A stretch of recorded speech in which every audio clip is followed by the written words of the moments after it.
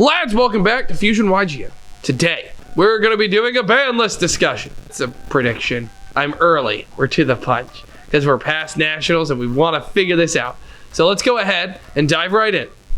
The first part of this ban list prediction is predicting when and if we are getting a ban list at any time in the near future.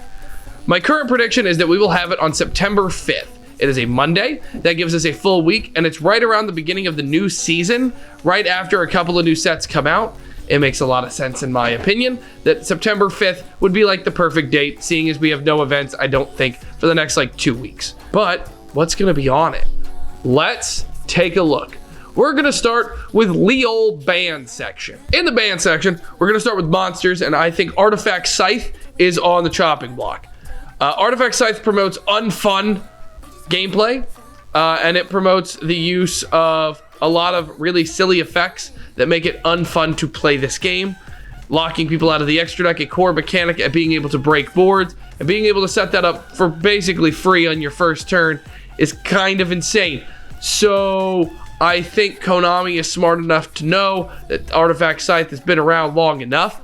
It does not promote a healthy format, and it needs to be eliminated. The next card is because it had such high representation in different strategies at Worlds, at Nationals, and was a very unfun and unpopular card, and is the sole reason, in my opinion, that Sky Striker made top, not only top 64, but was second place.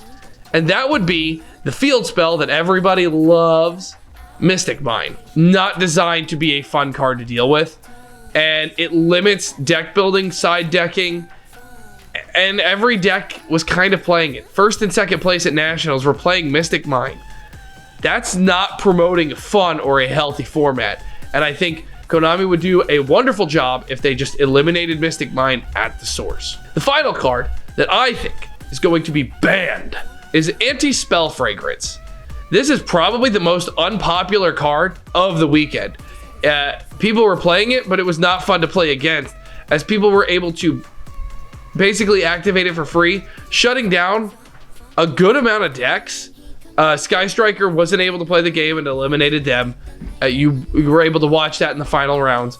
It eliminated Braid and Despia from being able to compete because they're not able to play the game. It stops decks from being able to play things like Dark Ruler No More, or even draw into removal cards, so the grind game becomes an almost impossibility. Being able to set up an entire field and tell your opponent the greatest equalizing cards in the game are not able to be played for a full turn is not exactly healthy.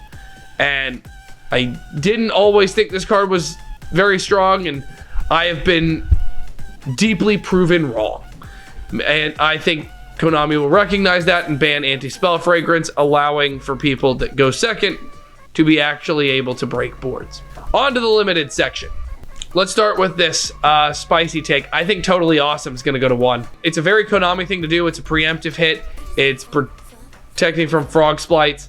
This one could very well be wrong, but I can see Konami doing it. So let's find out if I'm right or wrong on Totally Awesome. The next one is Orchestar Pourer.